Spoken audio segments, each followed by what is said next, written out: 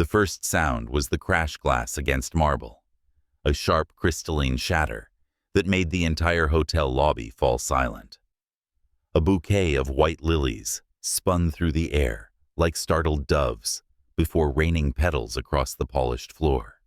And right in the center of it all, breathless and wide-eyed, stood Annie Young, her emerald green bridesmaid dress clinging to her legs as she tried to balance on one broken heel.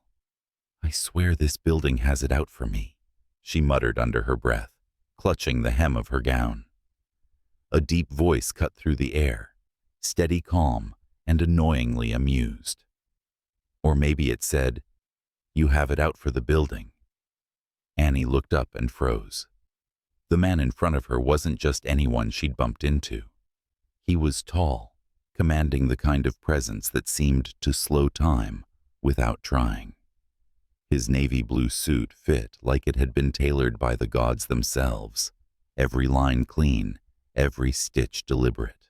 His skin was pale, his jaw sharp, and his eyes, God, his eyes were the rare, impossible blue of a winter storm. Swarn Martin, billionaire, American. And as fate enjoyed reminding her, the man she had just baptized in champagne and flower petals. He reached out, steadying her by the waist before she could completely lose her balance. The heat of his palm against her silk dress sent a flicker of awareness straight through her chest.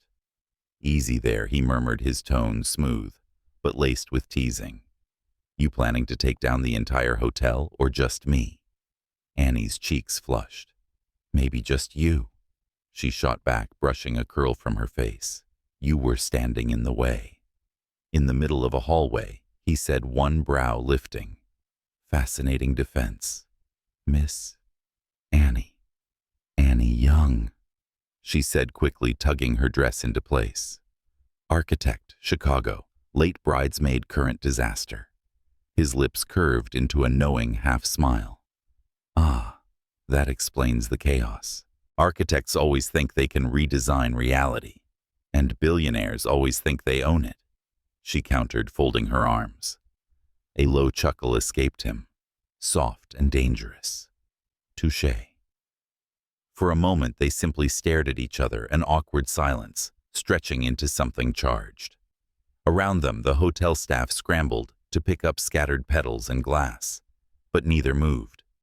Annie's pulse beat faster than it should have. He was handsome, in a way that felt almost unfair, refined, restrained, but with a glint of something unpredictable behind those eyes. Then the realization struck her like lightning. "Oh no," she gasped. "The ceremony." She snatched up her bouquet, what was left of it, and began to back away. "My best friend's wedding starts in 5 minutes, and if I'm late again, she'll kill me."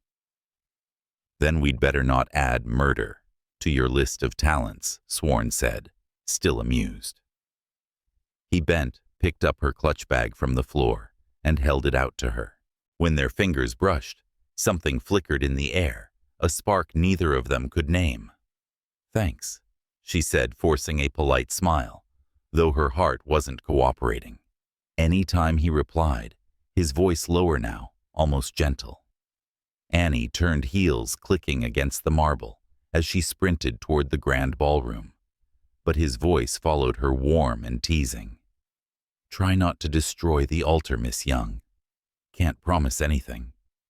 She called back over her shoulder, and his soft laughter lingered long after she disappeared through the gilded doors. Inside the ballroom, golden light poured through crystal chandeliers, scattering across rows of polished wood chairs. The air smelled faintly of roses and champagne.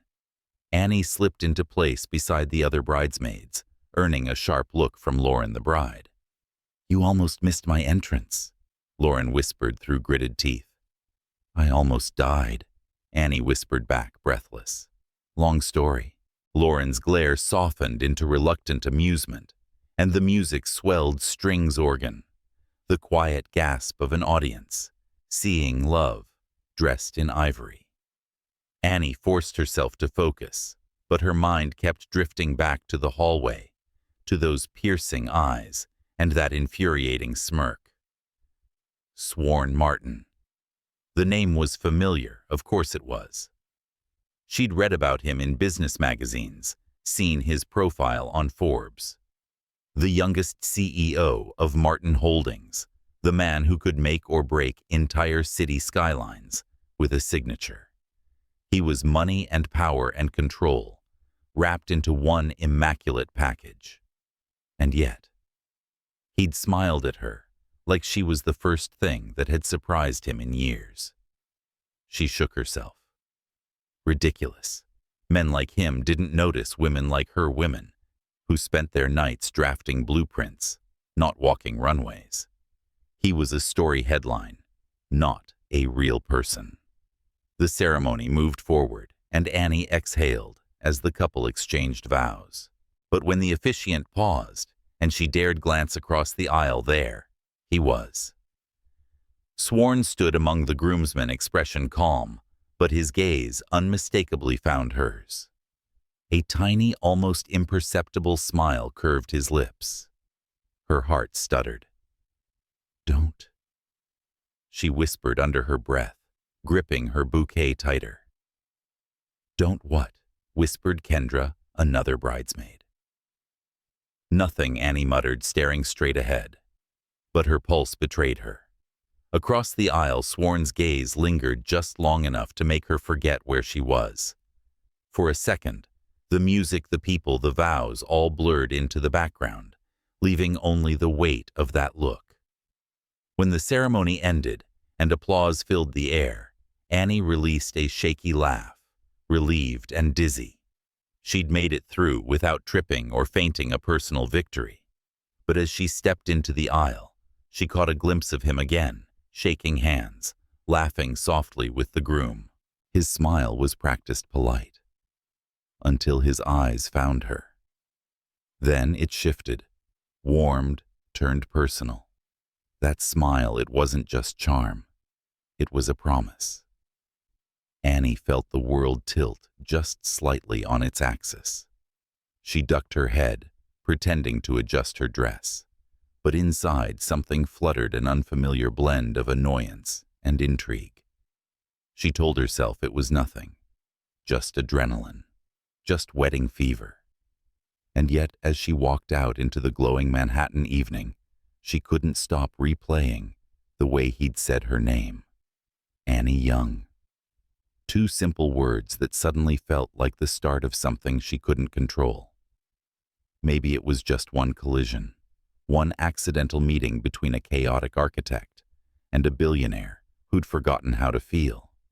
Or maybe she thought, glancing back toward the hotel doors, where Swarn now stood, watching her leave, maybe it was the beginning of a blueprint neither of them had planned to draw. She didn't wave, but she didn't look away either. And somewhere between the city lights and the pulse of her own heartbeat, Annie had the distinct, terrifying sense that her carefully designed life was about to come undone. If you felt that spark between Annie and Swarn, don't go anywhere. This story's only just begun. Stay tuned, subscribe, and tell me. Do you believe in fate disguised as a crash?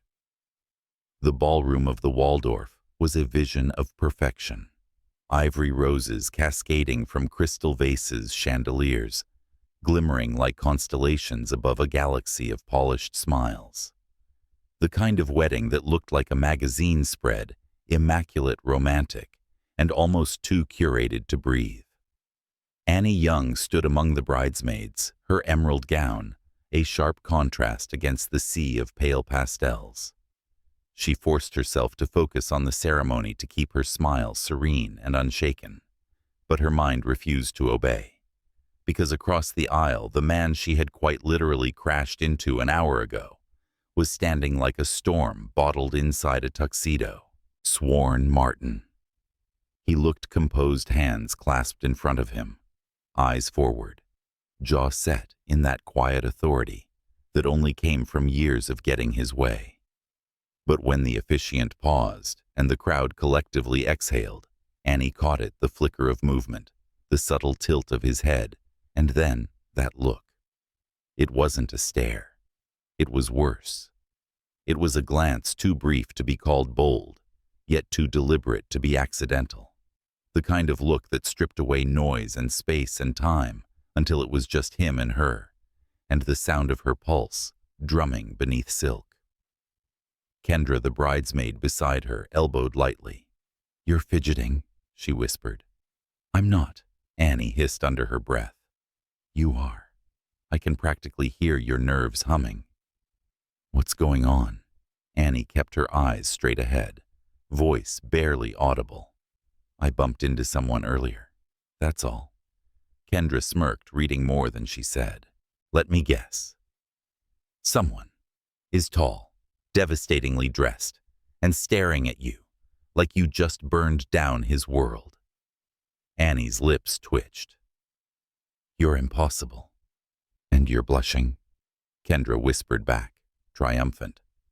Annie shot her a glare sharp enough to cut glass, but it only made her friend grin wider. The bridesmaid turned back toward the altar, and Annie exhaled slowly, willing herself to breathe. She'd handled clients worth billions, professors, with impossible standards board meetings that felt like interrogations. But a pair of blue eyes across a wedding aisle that was apparently her undoing. The ceremony continued, Lauren's voice trembling with emotion as she said her vows.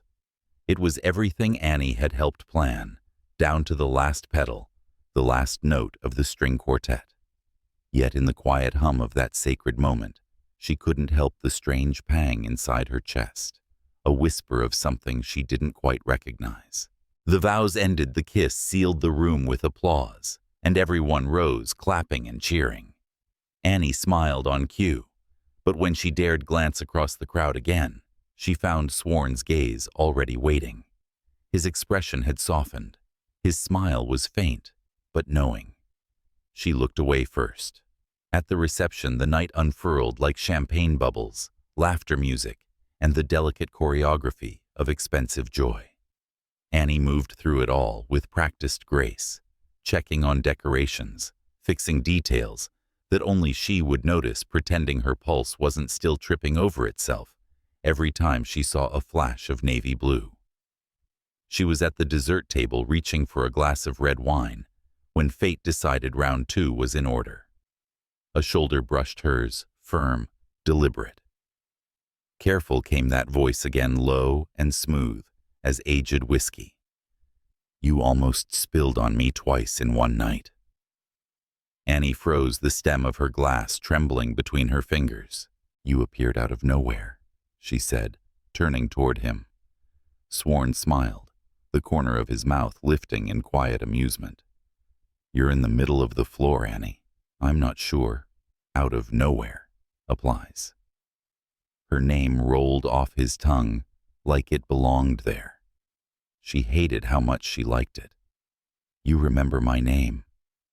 "Hard to forget," he replied, studying her face, as though committing every detail to memory. "It tends to come with collateral damage." She laughed in spite of herself. "Well, I'm not planning any more disasters tonight." "I don't believe you," he said easily, eyes glinting. "Then don't stand too close," she countered. But he did.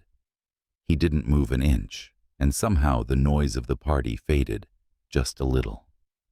Around them, people toasted and laughed, but Annie could feel the shift, the subtle tension that hummed like an invisible current between them. Swarn's gaze lingered, searching. "You're different from what I expected." "Expected?" Lauren mentioned her maid of honor, he said. "I thought you'd be predictable." "And you thought wrong," she said, simply taking a sip of her wine, the rim of the glass hiding her smirk. He chuckled, shaking his head. "You know, most people try to impress me. Then maybe you need to meet better people." His laughter was quiet, genuine this time. "You're dangerous, Annie Young." She tilted her head, a teasing glint in her eyes. "That's a bold thing to say to someone who nearly broke your ribs." He leaned slightly closer, lowering his voice. "And yet here I am, hoping you'll do it again." It wasn't what he said, it was how he said it. Not flirtatious in the cheap, practiced way men with money often were, but raw, like a confession he hadn't meant to let slip. Annie felt her breath catch. Before she could respond, Lauren appeared glowing in her wedding gown. "There you are," she exclaimed, oblivious to the tension. "Annie, you're supposed to help with the toast." Annie blinked, stepping back, her pulse thrumming. "Right, of course." Swarn's smile was faint, amused but unreadable. "Duty calls." "Apparently," she murmured. He watched her go, that same curious calm in his eyes. And though she didn't look back, she could feel it, the weight of his gaze following her through the crowd, like an invisible thread, pulling tight. Later, when the night mellowed into soft jazz and the glow of candlelight, Annie stood near the edge of the dance floor watching couples sway. She'd given her speech, survived the spotlight, and now all she wanted was a moment of quiet. But solitude was hard to find at a celebration this perfect. Across the room, Swarn stood near the groom, his hand wrapped around a glass of bourbon. He laughed at something James said, head tilted slightly, but every so often his gaze drifted always back to her. Annie told herself it was nothing, a trick of lighting, a fleeting glance. But when the music shifted into a slow melody and he began walking toward her, her breath hitched. She didn't move. Couldn't. He stopped just close enough that the faint scent of cedar and smoke reached her. "You're working too hard," he said softly. "You should be dancing." "I don't dance with strangers." "Then we're overdue for introductions," he murmured, holding out his hand. The room blurred, the chatter, the laughter, even the music seemed to hush. Annie stared at his hand, then at him. His expression wasn't smug this time. It was steady, certain, like he already knew what she would do. "Just one dance," he said. Her fingers trembled as she placed her hand in his. His palm was warm, his grip firm, grounding her. He led her to the edge of the dance floor, where the world dissolved into motion and sound. They moved easily, as if some hidden rhythm had always existed between them. "You're full of surprises," she said quietly. "So are you."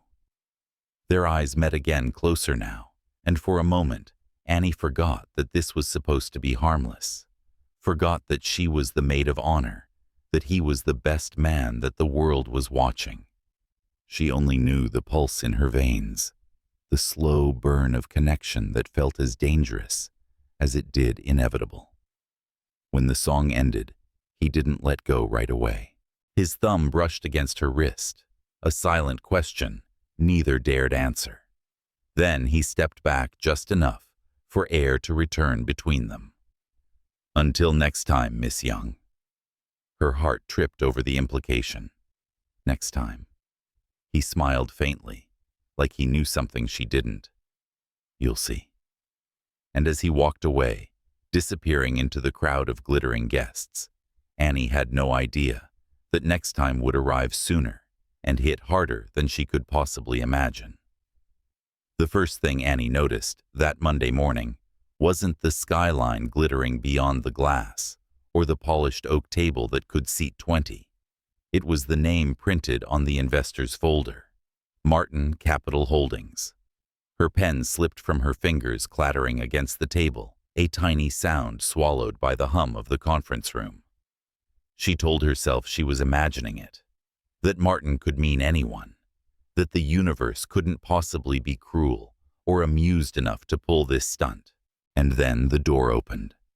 He stepped in with the quiet assurance of someone who never needed to announce himself. Tailored suit, faint scent of cedar, a calm smile that belonged to a man who knew exactly what power looked like when he wore it. Swarn Martin. Annie's breath caught somewhere between disbelief and dread. He didn't falter when his eyes met hers, only the smallest flicker, a shift like a ripple in still water. Then his expression smoothed back into professionalism, cool and measured. "Morning," he said, voice even gaze, sweeping the room. "I hope I'm not late." Her boss, David Ross, rose to shake his hand, his tone bordering on reverent. "Not at all, Mr. Martin. We're honored to have you here." Annie stared at the floor, her pulse thundering. The universe wasn't amused. It was playing chess, and she was the pawn. David gestured for everyone to sit. "Let's begin. Our lead architect, Ms. Young, will walk us through the concept for the Midtown Renewal Project. It's the centerpiece of this quarter's proposal." Swarn's gaze flicked to her at the mention of her name. Annie straightened her blazer, forcing her voice to stay even. "Thank you," she said, rising to connect her tablet to the display. The project aims to reclaim underused urban spaces and transform them into livable, sustainable communities. We've integrated natural light mapping modular terraces and rooftop gardens, designed to... She stopped herself when she saw him leaning back, arms crossed, listening, not interrupting, not smirking, just listening. She swallowed hard and continued, her voice steadier now. "We want the design to feel alive, something that breathes with the city instead of towering over it." The lights dimmed slightly as she clicked through slides of sleek renderings, curved glass towers, green rooftops, airy atriums. When she finished, there was silence, the kind of silence that stretched too long. Then Swarn spoke, his tone even but incisive. "It's ambitious," he said, fingers tapping once on the table. "But the budget projections for those rooftop installations are optimistic. Have you accounted for the maintenance costs once the novelty fades?" His words were surgical, precise, clean, but cutting all the same. Annie felt the sting even as she held her ground. "We have," she said, clicking to another slide. "The materials are locally sourced, low-maintenance composites, solar irrigation. It's built for longevity, not novelty." Their eyes met the air between them, tightening like a string drawn too far. David cleared his throat, diffusing the tension. "That's the kind of discussion I like to hear. Balance between vision and realism." The meeting moved forward, but every time Swarn spoke, Annie's body reacted before her brain could stop it. A quickened heartbeat, a tightness in her throat. And when he finally closed his folder and offered a polite nod of approval, the room relaxed. "Impressive presentation, Miss Young," he said. "I appreciate your precision. It should have been a compliment. It didn't feel like one." After the meeting, as colleagues lingered to shake hands, Annie gathered her notes, hoping to slip out unnoticed. But as she reached for her bag, his voice came low, too close. "Miss Young." She froze. He stood beside her, casual, unreadable. "We keep running into each other in inconvenient places." She forced a smile that didn't reach her eyes. "Seems the city's not big enough. Or fate's got a strange sense of humor," he said, and for the first time that morning, his tone softened. "You handled that meeting well." "Thanks," she replied, busying herself with her laptop. "I didn't realize you were involved." He tilted his head. "Would it have changed anything? Maybe I'd have worn thicker armor," she said lightly, but there was an edge beneath her words. Something flickered in his expression, half amusement, half apology. "You don't need armor, Annie." "Funny," she said, looking up at him now, her gaze steady. "Because every woman I know does." He studied her for a beat longer, then nodded, conceding quietly. "You're right." For a moment, neither moved. The room had emptied. Their voices were the only sound left between glass walls. She should have left, she knew that. But his presence filled the air too easily, the way his attention wrapped around her like gravity. He spoke again, voice softer. "I'd like to go over some of your projections in more detail. Tomorrow maybe coffee instead of a boardroom," her heart stuttered. "Coffee, strictly professional," he said, though the ghost of a smile betrayed him. Annie closed her laptop and straightened. Then send the request through the office. We'll keep it professional. He nodded once like a man who'd expected her answer, but found satisfaction in hearing it anyway. Of course. When he turned to leave, she finally exhaled slow and shaky. But then he paused at the doorway, glancing back.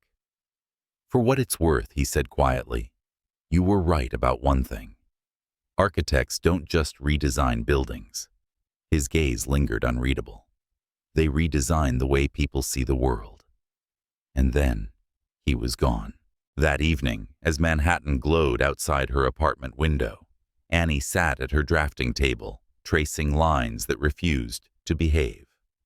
Her hand hovered over the page, but her mind was elsewhere, on a voice that could cut through a crowd, on the memory of steady blue eyes that refused to blur into the past. The city buzzed beyond her walls, alive and unbothered. Somewhere out there, Swarn Martin was probably closing another deal, sipping another glass of whiskey, untouched by the chaos he'd stirred in her. Except, deep down, she knew he wasn't untouched. There had been something in his voice, measured but uncertain. Something that hinted at control, cracking just slightly. Her phone buzzed. A text from her friend Kendra. How was the big investor meeting? Annie typed, fine, predictable, then deleted it. She tried again. Unpredictable, complicated. She hit send, then leaned back in her chair, eyes tracing the skyline. It felt like the city itself was holding its breath, waiting, because she knew what was coming next. This wasn't the last time she'd see him, not by chance, not by accident. The game had shifted, the stakes rising quietly beneath the surface, and somewhere between pride and curiosity, Annie realized she wasn't sure who was designing what anymore, her next building or her own undoing. The rain had stopped just before dusk, leaving Brooklyn slick with reflections of streetlights and passing cabs. Annie hesitated outside the small diner, her reflection wavering in the glass door. The email had been brief, professional technically. Discussing project logistics over dinner might be more efficient. SM. Efficient. Right. That word had felt like a challenge. She pushed open the door. Warm air and the scent of coffee greeted her. The place was quiet, a modest contrast to the high-rise boardrooms where her day usually ended. And there he was, already seated in a booth near the window, the city's glow softening the edges of his profile. Swarn glanced up the moment she walked in, and for a second, something unreadable crossed his face. Relief, perhaps, or curiosity, too carefully disguised. He stood as she approached. I wasn't sure you'd come.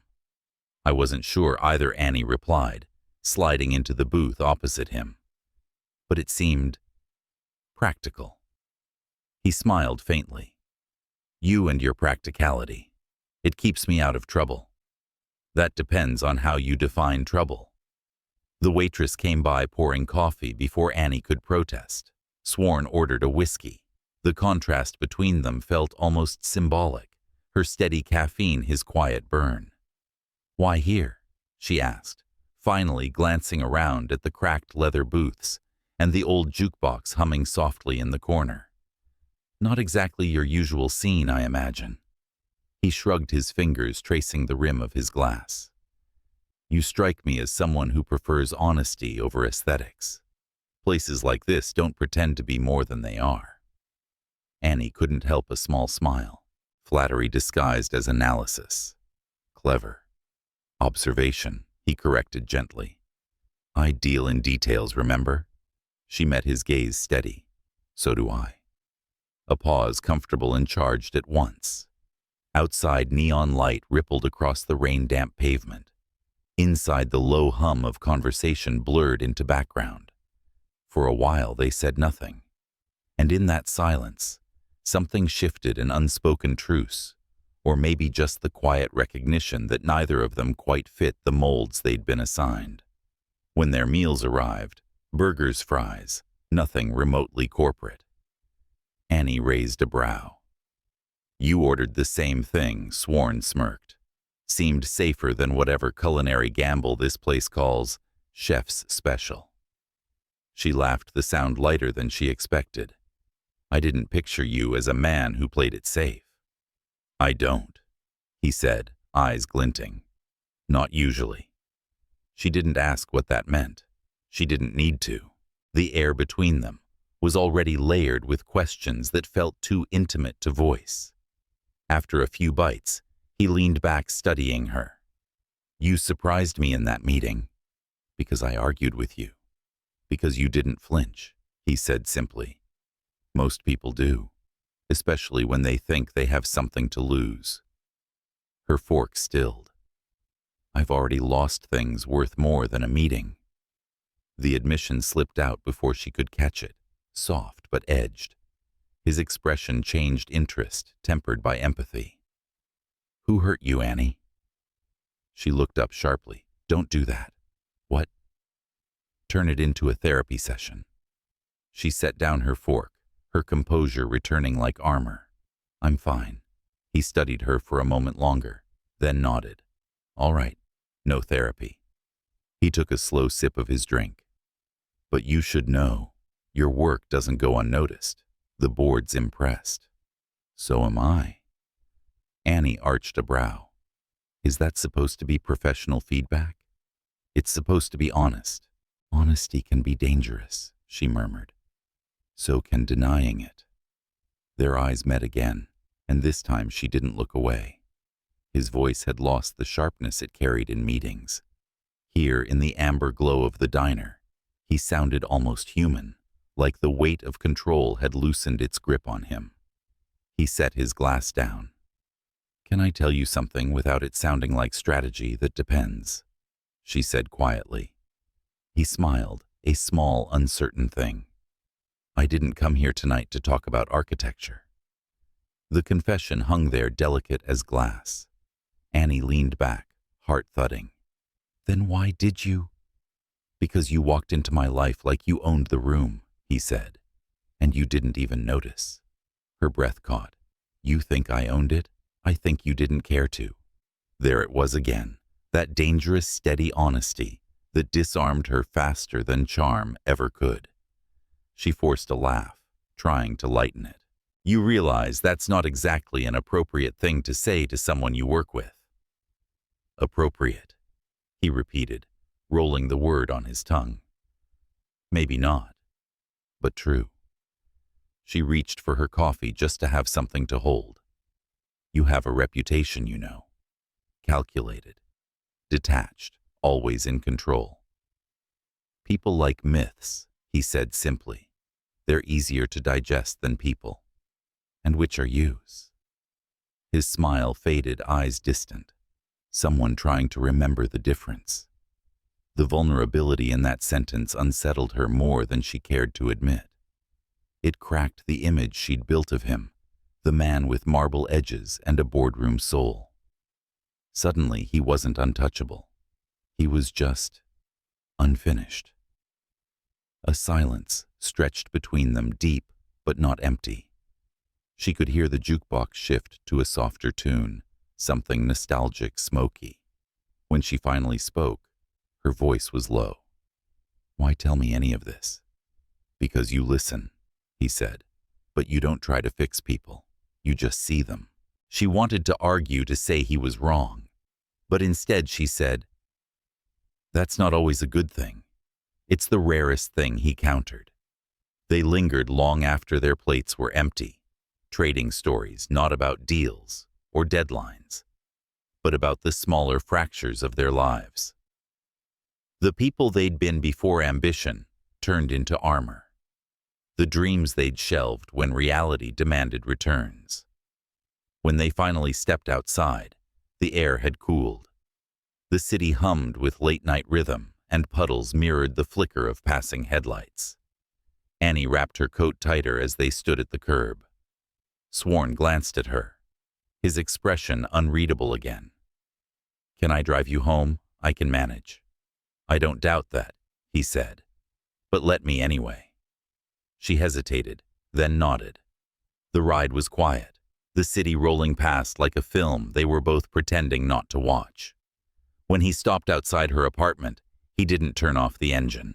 "Thank you," she said, her voice softer than she intended. "For dinner. For not being what I expected." His gaze flicked to her the faintest curve at the corner of his mouth.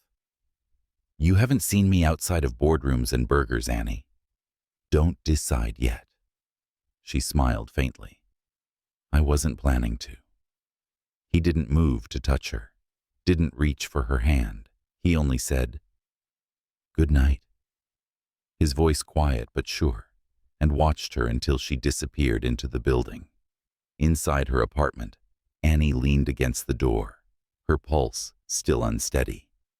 She looked out at the skyline, the city's heartbeat in light and glass. Somewhere across that sprawl, Swarn Martin was driving away, returning to his empire, to his rules, to whatever world had made him both dangerous and magnetic. And yet, all she could think was how his voice had softened when he'd said her name. How for a few fleeting hours, she'd forgotten to protect herself. It was supposed to be just dinner, just business. But the night had tilted, and nothing, no rooftop, no skyline felt quite steady anymore. The week that followed blurred into the hum of city life emails, deadlines, endless meetings that folded into one another. Yet through every hour, Annie felt the weight of something unnamed pressing quietly against her thoughts. She'd managed to maintain composure in front of her team, to nod when needed to appear steady. But every night when the office lights dimmed and her reflection stared back from the glass, there was that same whisper in her chest, his voice, his eyes, the unspoken pull between them. It came to a head on Thursday. The last meeting of the day stretched late, the conference room half-lit documents scattered across the table like evidence of a war no one had agreed to fight. Swarn was there, sleeves rolled tie, loosened, leaning over her blueprints. "You're pushing this design past budget again," he said, though his tone lacked real reproach. "You know that, right?" "I know," Annie replied, tapping her pen against the edge of the paper. "But cutting those materials changes the structure. It'll look good for 6 months and fall apart in 6 years." He straightened, studying her. "You don't compromise easily." "I've learned not to," she said, her eyes flicking up to meet his. "Not when the things that matter are on the line." For a moment, silence filled the space between them, thick and electric. Then he nodded slowly, almost to himself. "That's what I like about you." The words landed softer than they should have. Annie tried to focus on the plans again, on measurements and lines, but her hand had stilled. His compliment shouldn't have mattered, but it did, and the quiet honesty in his tone made it impossible to dismiss. The rain began outside, tapping softly against the windows. She didn't realize how late it was until she noticed their reflections in the glass, 2 figures caught in the glow of the city beyond. "You should head home," Swarn said, finally breaking the silence. "You've been here since morning." "So have you," she countered. He smiled faintly. "I don't have anyone waiting for me." She wanted to ask why. Wanted to ask if he'd ever had someone, if he'd lost them, or if he'd simply built a life where love had no room to exist. But she stopped herself. The question was too close, too personal. Instead, she gathered her things. "I'll finish the report tonight. You'll have it by morning. I'm not your boss, Annie." "Then stop acting like one." It came out sharper than she intended. The words hung there charged. She started toward the door, but his voice stopped her. "Wait." She turned. He stood by the window, the city lights painting soft gold across his face.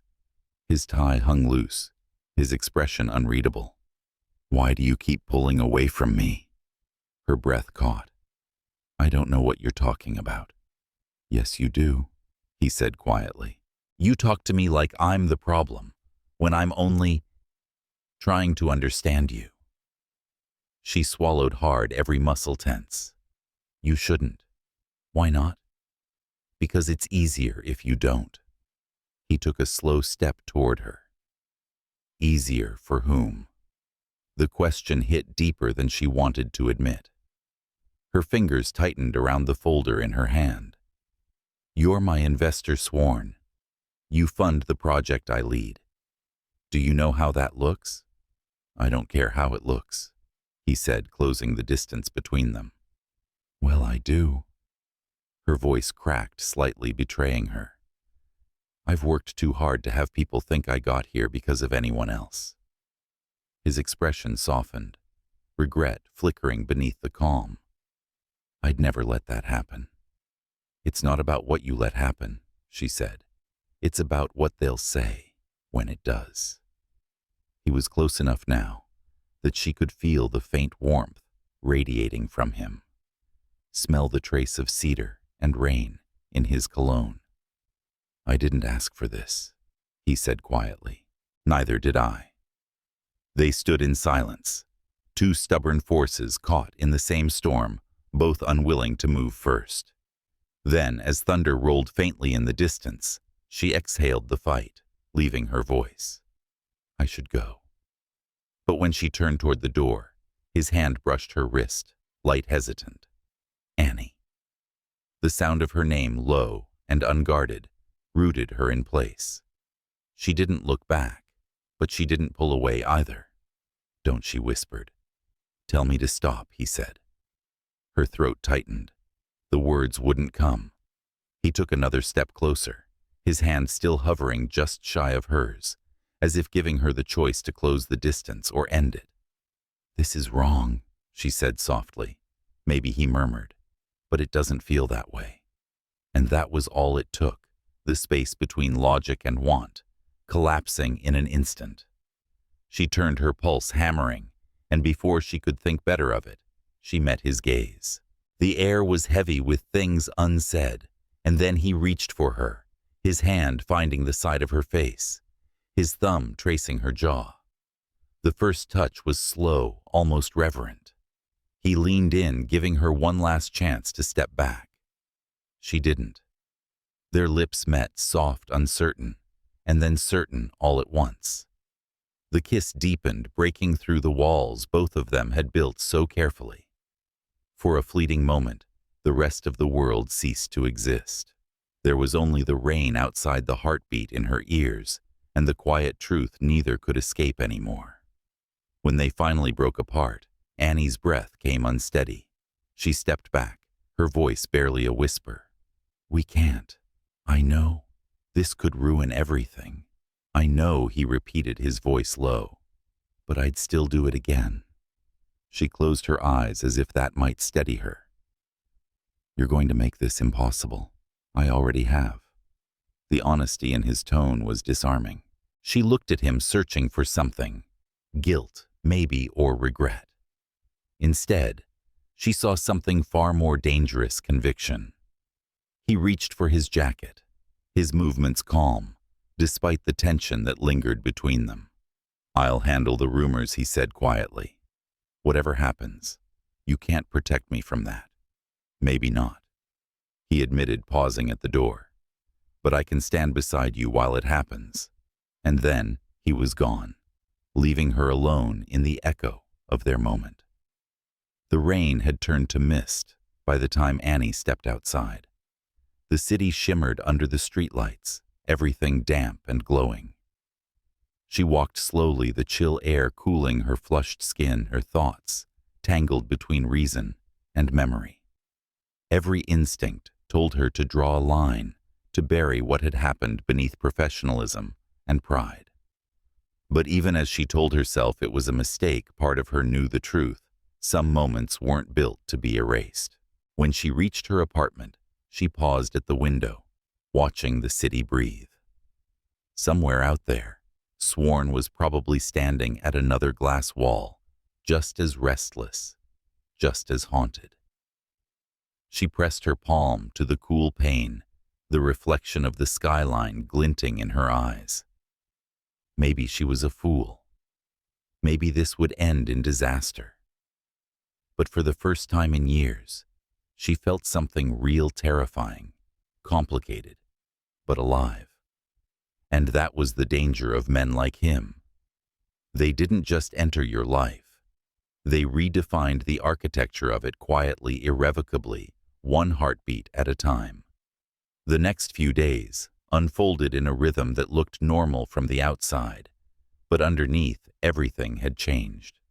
Annie moved through the corridors of the office like a woman performing in her own life.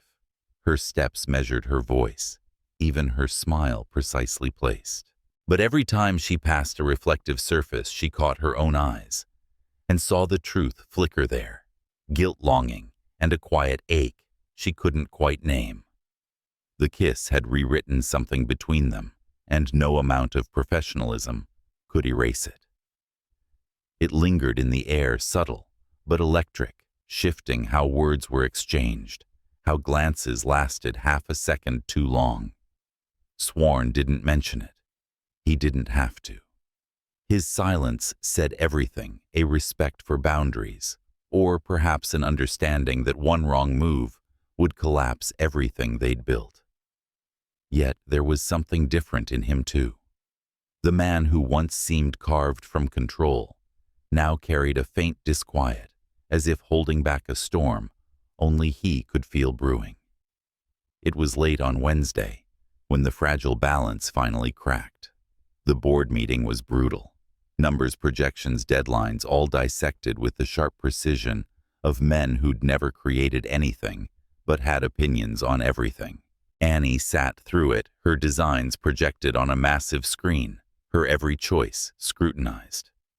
And when Swarn, seated at the head of the table, questioned a specific cost projection, it wasn't the challenge itself that cut her.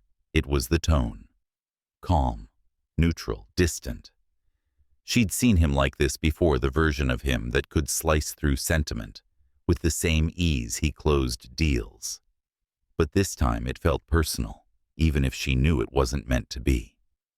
"I'm suggesting we reconsider the rooftop installation timeline," he said.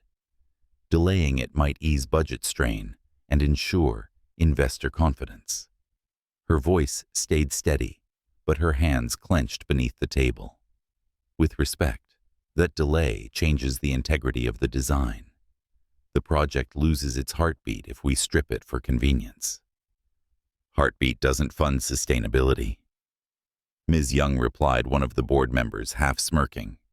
The room chuckled. Swarn didn't, but he didn't stop them either. Annie turned her gaze on him, anger simmering just beneath restraint. "If you think this project should only exist to impress investors, you shouldn't have funded it at all." A heavy silence fell.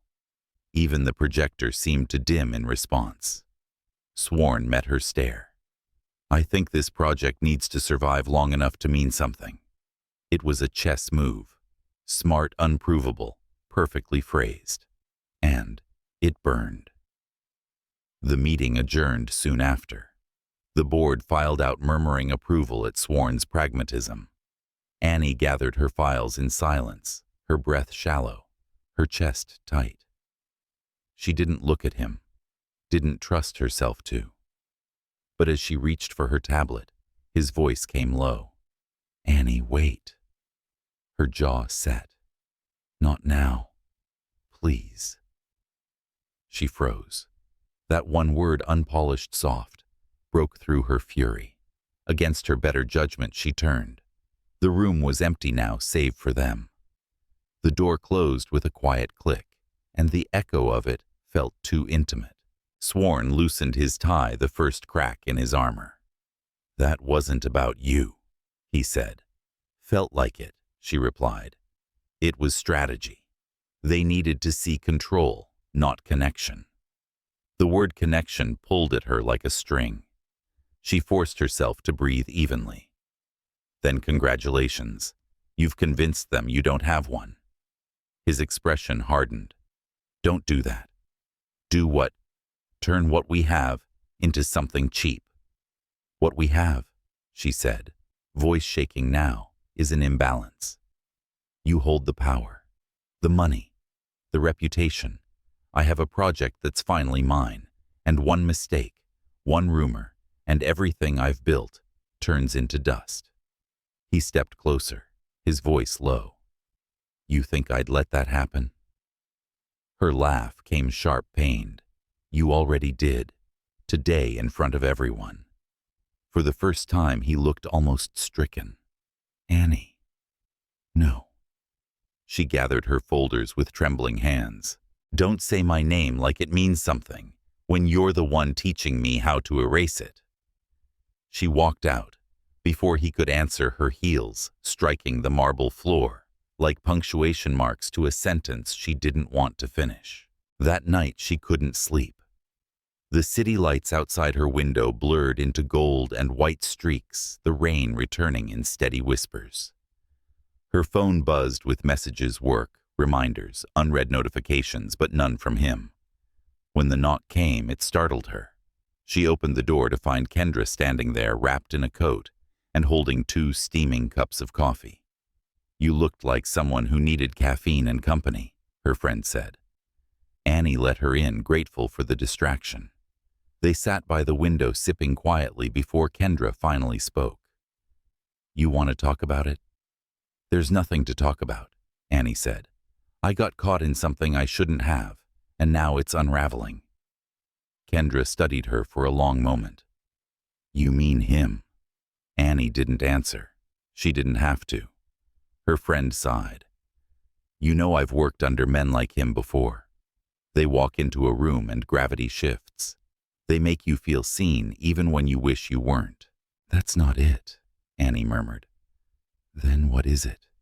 He makes me forget to protect myself, she said quietly, and that terrifies me. Kendra leaned back, understanding softening her features. Then maybe it's time you remember how. Annie stared into her coffee, the reflection of the skyline rippling across the surface. She wanted to be angry with him, wanted to paint him as another man who chose control over connection. But deep down, she knew it wasn't that simple. Swarn hadn't betrayed her. He'd just been playing a role in a world where showing emotion was the fastest way to lose. Still knowing didn't make it hurt less. The next morning came gray and heavy, the kind of light that dulled everything it touched. Annie arrived early, long before anyone else. She needed quiet to work, to think, to rebuild her walls. When she entered the conference room, a single envelope sat on the table. No name, no logo. Just a folded note in Swarn's unmistakable handwriting. I didn't protect the project the way I should have. Or you. I won't make that mistake again. Her throat tightened. She set the note down, tracing the words with her fingers, half angry that they moved her at all. Later that day, when he passed her in the corridor, he didn't speak. He just nodded once, eyes holding hers for the briefest heartbeat. It was enough. There was still a war between them, between pride and apology, between what was right and what was real. But something in his gaze promised change, and for the first time in days, she allowed herself to believe it. Still, Annie knew that believing came with a cost, because loving a man like Swarn Martin wasn't a fairy tale. It was a risk, measured in silence, in sacrifice, in the spaces where neither of them could say what they truly meant. And somewhere in that dangerous in-between, love began to take shape, not as something fragile, but as something fierce enough to fight back against the world. It started with whispers, soft at first, then sharp, growing like cracks through glass. By Monday, they weren't whispers anymore. They were headlines, meetings, phone calls that stopped when Annie walked into the room. Someone had leaked a photo. It wasn't scandalous, not really. Just her and Swarn leaving the Brooklyn diner weeks ago. His hand brushing the small of her back, her smile barely visible beneath the streetlight. But paired with context, with power, with envy, it was enough to set fire to everything. By noon, the project's public relations team was in chaos. By evening, the board had questions. And by nightfall, Annie's name was no longer synonymous with talent. It was attached to something more poisonous: favoritism. She spent the next 48 hours fighting for her reputation, her dignity, her place. But the damage was done. Every word she said sounded like defense. Every truth she offered looked like excuse. When she saw Swarn again, he was standing by the window of his office, the skyline burning orange behind him. He didn't turn when she entered, and for a moment, she wasn't sure he would. "Who took it?" she asked quietly. He didn't look at her. A blogger with too much time and a long lens. Someone fed it to them. "Yes, and you're not going to tell me who." Finally, he turned. His eyes were tired, colder than she'd ever seen them. "Because it doesn't matter. Damage is done. It matters to me." "I know." He paused, then added, "I'm handling it." "Handling it?" Her voice broke through the restraint she'd been clinging to. "You mean making it disappear the way you do every other problem?" "I mean protecting you," he said sharply. "By what? Sacrificing yourself, if that's what it takes." Her breath caught. "Don't." He stepped closer, his control fraying. "You think I can stand by and watch them tear you apart? They'll go after your work, your credibility, everything you've built. They already have. Then I'll stop them. You can't." Her voice cracked, raw and desperate. "Not without confirming every rumor that's already out there." He fell silent. She could see the calculation in his eyes, the war between logic and emotion, duty and desire. Finally, he exhaled, the sound, quiet but heavy. "You're right." Annie waited for what came next, the part where he'd offer another strategy, another rational fix. But when he looked at her again, the decision was already made, and it terrified her. "I'm stepping down from the project," he said. The words hit like a blade. "What? It's the only way to end this." "No," she said immediately. "That's not fair. You built this with me. You believed in it. And I still do." His voice softened, but the conviction in it was absolute. "But right now, believing isn't enough. You deserve the chance to finish what you started without my name dragging behind it. You think walking away will solve this. It'll quiet the noise.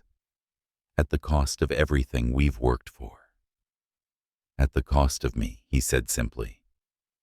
She stared at him, the words dissolving before they reached her lips. For a long time, neither spoke.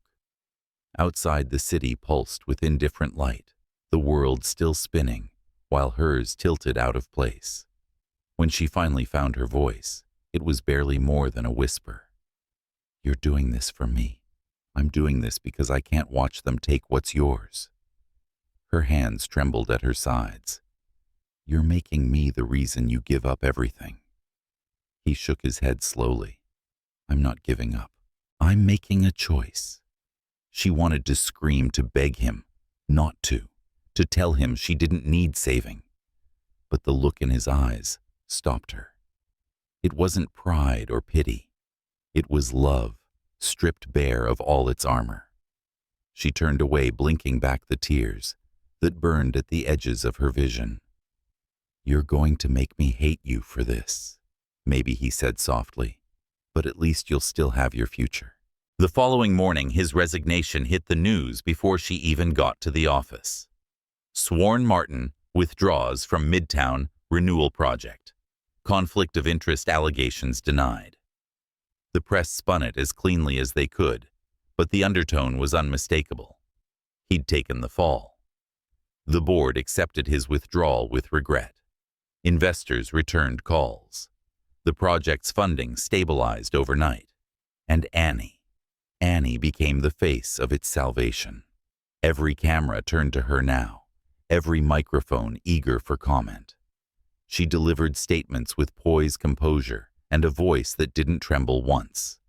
They called her brilliant, resilient, the woman who saved the project from collapse. They didn't know the cost. At night, when the applause faded and the city lights dimmed into quiet gold, she would stand at her window and imagine him somewhere, above the skyline, in one of those towers that touched the clouds. Alone, watching. She hadn't seen him since that night in his office. Not a call, not a text, only the echo of his last words. I'm making a choice. Weeks passed. The project moved forward. The city forgot, the scandal cooled. But Annie didn't. One night, long after midnight, her phone buzzed. A single message unsent until now. Meet me at Unity's rooftop tomorrow. Midnight. Her heart stopped. The wind on the rooftop carried the chill of early spring brushing against her face as she stepped into the dark. The building was still unfinished. Its metal bones exposed its heartbeat, a hum of distant machinery. Swarn was already there, standing at the edge, the city sprawling below like a galaxy of broken stars. You shouldn't be here, she said quietly. He turned, smiling faintly. Neither should you. You left everything, she said. For me. I left because it was the only way the project could live. And what about us? He hesitated, the question hanging between them, like a thread in the wind. Us was never supposed to survive that boardroom. Annie took a step closer. Then why does it still feel alive? He laughed softly, but it wasn't amusement. It was exhaustion, affection. Surrender all at once. Because I'm terrible at letting go. So stop trying. For the first time in weeks, he looked at her the way he used to, not as a risk, not as a scandal, but as something he'd never meant to lose. I thought protecting you meant walking away, he said. But maybe it just meant standing here and letting you see me without the armor. She closed the distance between them, the city stretching infinite beneath their feet. You don't have to protect me, Swarn. You just have to stay. His hand found hers, hesitant at first, then certain. The noise of the world below faded until there was only breath and wind and the quiet truth between them. He drew her close, and this time, when he kissed her, it wasn't stolen or forbidden. It was acceptance, a promise. The kind that didn't need words, because it was built in silence on sacrifice, and the unshakable belief that even in ruin, love could still rebuild. And as the first hint of dawn touched the city, the skyline seemed to shift, like something old had finally broken, and something new was beginning to rise. The night before the ribbon-cutting ceremony, the city drowned in rain. Not the kind that came and went polite and rhythmic, but the kind that lingered relentless drumming against glass and steel, like it had something to say. Annie sat alone in her apartment, the glow from her desk lamp spilling over blueprints and coffee rings. Their project was complete. Unity Tower stood tall in Midtown, defying the storm outside, waiting for the world to see it. And yet, she couldn't feel pride. Only the silence that followed something unfinished. Her phone buzzed once, lighting up with a name she hadn't seen in weeks. She stared at it. Swarn. For a long time, she didn't move. Then, before she could talk herself out of it, she answered. I didn't expect you to call, she said quietly. I shouldn't have. His voice came through low, steady, but with an exhaustion that scraped at her heart. But tomorrow's your day. I wanted to hear your voice before it starts. Her fingers curled around the edge of the desk. It's not just mine. Yes, it is, he said. Everything about it. The design, the heart of it. It's you. There was a pause, a space where words should have lived. The rain filled it soft and endless. "Swarn," she said, voice trembling. "I wish you hadn't disappeared." "I didn't disappear," he murmured. "I stepped back so you could stand where you belong." She closed her eyes. "And what about where you belong, silence? Then maybe right now it's nowhere." Something inside her broke at that, not with anger, but with sorrow for the man who had given so much and let himself vanish behind it. "Come tomorrow," she said suddenly, "to the ceremony. You built it as much as I did." He hesitated. "You know I can't." "Then don't come for the cameras," she whispered. "Come for me." The line went quiet. She thought he'd hung up. Then she heard the faintest sound, a sigh, fragile and human. "I'll try," he said. When the call ended, she sat still for a long time, watching rain slide down the window, each drop catching the city's fractured light. The next morning, the sky broke open to sun. The rain had washed everything clean. Annie stood at the podium, smiling through flashbulbs, through speeches, through applause that blurred into white noise. She said all the right things in the right tone, wearing the right calm. Vision, collaboration, resilience, words that belonged to the public version of her. But as the red ribbon fluttered to the ground, as hands clapped and cameras clicked, she caught herself glancing at the crowd, once, twice, searching for him. He wasn't there. Of course he wasn't. The celebration spilled into evening, a rooftop reception overlooking the skyline that had inspired it all. People laughed. Glasses clinked, strings played softly under the amber light. Annie smiled when spoken to, nodded when congratulated. But inside, she was 1,000 miles away. When the speeches ended, she slipped away quietly, unseen, taking the elevator to the very top of the tower. The rooftop was empty. The wind carried the faint scent of rain and steel, and the view was almost unreal. The city stretched endlessly, its lights flickering like pulse beats. She walked toward the edge, running her fingers along the glass barrier.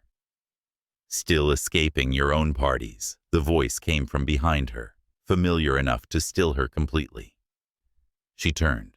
Swarn stood near the elevator, his suit damp from rain, his tie gone, his hair disheveled from wind. For a heartbeat, the world forgot to move. "You came," she whispered. "I told you I'd try." She laughed softly, shaking her head. "You have the worst timing. Or the best," he said, stepping closer. "Depends on how this goes." Annie's chest tightened. "You shouldn't be here, Swarn." "The press doesn't matter," he cut in. "Not anymore." He stopped a few feet away, watching her carefully, like she was both fragile and dangerous. "I saw you on stage," he said. "You looked." He hesitated, his voice gentling. "You looked like someone who finally found her place." She swallowed. "I only found it because you let go." "That wasn't the plan," he said quietly. "Letting go was supposed to help us both breathe. But all it did was make me forget how to." Her breath hitched. The wind carried his words across the rooftop, soft but unrelenting. "I missed you," she said. It came out raw, honest, without hesitation. "Every day, even when I tried not to." Swarn's jaw tensed, his eyes glinting in the low light. "You think I didn't? Then why didn't you come back?" "Because I didn't know how to stand next to you, without destroying what you built." Annie stepped closer, the distance between them shrinking with every word. "What I built doesn't mean anything if you're not in it." For a moment, he looked like he wanted to believe her, but years of control and pride kept him still. "You're stronger without me. Stop deciding that for me." It came out sharper than she meant, but she didn't care. The wind rose, catching the edges of her hair, carrying her voice into the night. "I was never asking you to save me, Swarn. I just wanted you to stay." His eyes softened. the fight bleeding out of them. I don't know if I know how anymore. Then learn, she whispered. With me. He stared at her for a long time, long enough for silence to become its own language. Then slowly, he closed the distance. When he stopped in front of her, his hand lifted hesitantly, like he needed permission. She didn't move away. His fingers brushed her cheek, tracing the curve of her jaw, the touch both familiar and new. You always do this to me, he murmured. Make me want to believe again. Then believe. The words hung between them for one heartbeat too long, and then he pulled her close. His mouth found hers gentle at first, then deeper hungry, desperate, breaking through months of silence and restraint. It wasn't the kind of kiss that asked for forgiveness. It was one that demanded to be remembered. When they finally broke apart, Annie rested her forehead against his, breathing him in, feeling the tremor in his chest that mirrored her own. This doesn't erase what happened, she said quietly.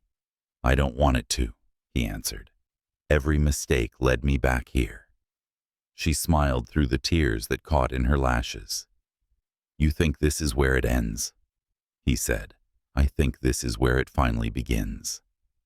They stood there, hands entwined, the city below alive with light. The sound of laughter drifted faintly from the reception below, but up here there was only wind and the slow rhythm of something healing. The project that had started as ambition had become something else, something human, fragile, and infinitely more real. As the night deepened, the rain returned soft this time, falling over the glass and steel that stretched toward the clouds. Annie tilted her face upward, the droplets cool against her skin. Swarn reached for her hand again, intertwining his fingers with hers. You still hate the rain? He asked softly. Not tonight, she said. Tonight it feels like the city's blessing us. He laughed quietly, the sound low and warm. Then maybe it's about time we stop fighting what was always meant to be. She looked up at him, her smile breaking through the last remnants of doubt. Maybe it was never about fate, she whispered. Maybe it was just about timing. And as the rain blurred the skyline into 1,000 trembling lights, they stood together beneath it, not as the architect and the investor, not as scandal or sacrifice, but as two people who had finally found their way home, one heartbeat at a time. The morning after the rain, New York felt different. The streets glistened as if the city itself had been washed of all the things it refused to say. Sunlight spilled across the skyline, soft and hesitant, like a secret being whispered into the world for the first time. Annie woke to that light filtering through the glass walls of Swarn's apartment. The same skyline they'd once built dreams around was now just beyond the window, quiet and golden. She lay still for a moment, the steady rhythm of his breathing beside her, grounding her more than she wanted to admit. For months, she'd run from this feeling that was both terrifying and necessary. But now lying there, the chaos had stilled. What remained was something quieter, but infinitely stronger. Swarn stirred beside her, the faintest smile tracing his lips before he opened his eyes. You're awake, he murmured, voice rough with sleep. She turned to face him. So are you. He smirked. I couldn't sleep. I kept thinking I dreamed this. You, here. Annie brushed a strand of hair behind her ear, smiling softly. Then I guess you're not dreaming anymore. He reached out his thumb, grazing her wrist, tracing the pulse that beat there. You know what scares me. Still, she teased gently. Always, he said, that I'll find a way to ruin this. You won't, she whispered. You already tried, remember, and we're still here. He laughed quietly, the sound warm and familiar. I didn't expect you to forgive me. I didn't, she said honestly. I just chose to understand you. The air between them shifted tender, but unflinching. That was the thing about them.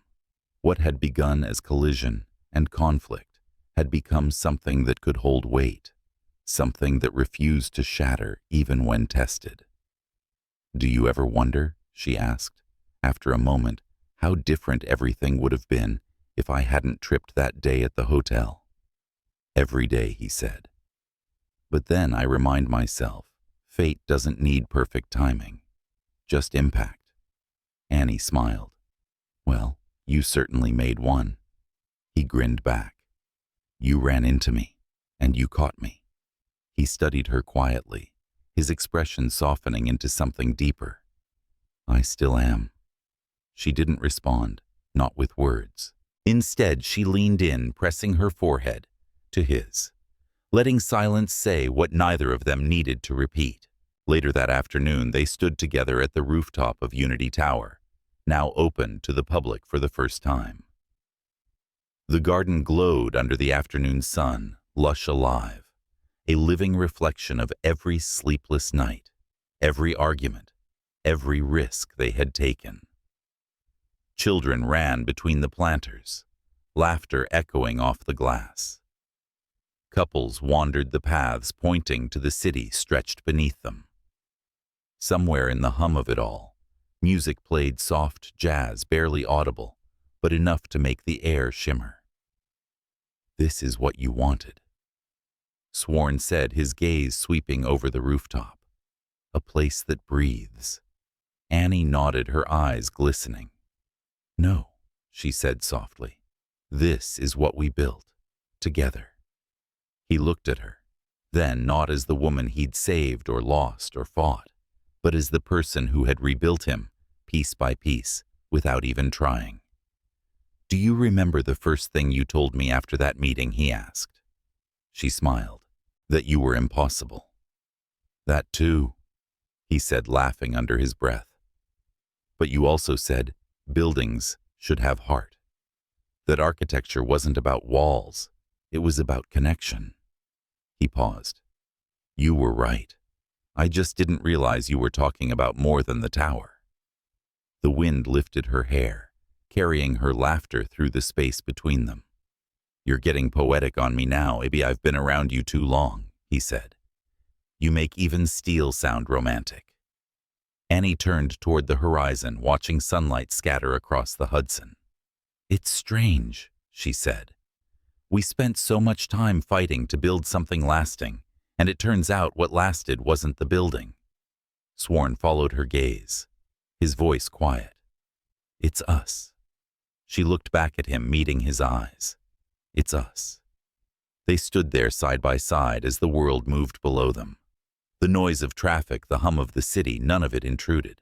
The chaos that had once defined them was gone, replaced by something calm, steady, and terrifyingly beautiful. That evening, after the guests had left, and the rooftop was empty again, Swarn lingered by the railing, while Annie walked the length of the garden, one last time. The fairy lights shimmered above her, reflected in the glass walls, like a constellation made just for them. When she reached him, he was holding something small, a folded piece of paper worn at the edges. "What's that?" she asked. He smiled faintly. "The note you left on my desk the day I resigned." Her breath caught. "You kept it." "Of course I did." He unfolded it gently, reading the faded ink aloud. "Don't erase what you've built to save what you love. Sometimes they can be the same thing." Annie felt her chest tighten. "You remember every word." "I remember the feeling," he said quietly, "that maybe for the first time in my life, someone saw the man behind the company name." Her eyes softened. "I never saw you as just that." He looked down at her, his expression bare of everything but truth. "Then I'll spend the rest of my life proving you were right." Before she could answer, he reached into his pocket and pulled out a small velvet box. Annie froze. "Swarn." He smiled nervously. "Before you say anything, I'm not doing this for grand gestures or perfect timing. I'm doing this because every part of me knows there won't ever be anyone else. He opened the box. Inside, nestled in velvet, was a simple ring, a silver band etched with a faint wave-like pattern that mirrored the rooftop's curves. I'm not asking for forever in some storybook way, he said softly. Just let me build the rest of my life around you, one day at a time. Tears blurred her vision, but her smile broke through. You're impossible, she whispered again. And you're predictable, he said, his grin faltering into something tender. Because you're going to say yes. She laughed through her tears, shaking her head. I should make you wait. Please don't. She reached for his hand, closing it around the ring, then looked up at him with a certainty she hadn't felt in years. Yes, she said simply. For everything. For the chaos, the rain, the heartbreak. Yes. Swarn exhaled a sound that was half relief, half disbelief, and pulled her into his arms. The city stretched out behind them, glittering like a promise kept. When he kissed her, the lights of Unity Tower reflected across the glass in 1,000 soft glimmers, wrapping around them like stars caught in motion. And somewhere deep inside that glow, Annie realized something she'd known all along wasn't about being rescued or protected. It was about standing in the storm and choosing to stay. Tomorrow the world would move again. Projects would rise. Deadlines would come. Life would continue its restless rhythm. But tonight, under the fading light of their city, Annie and Swarn stood at the heart of everything they'd built. Stronger, truer, and finally free. Above them, the sky opened one last time, the rain returning in a soft, gentle drizzle, no longer a storm, but a benediction. And as it fell, they didn't run for cover. They just held each other, faces lifted to the Reinhardt's steady knowing that after all the battles, after all the noise, what remained was the quiet, enduring truth that some loves weren't meant to be perfect. They were meant to last.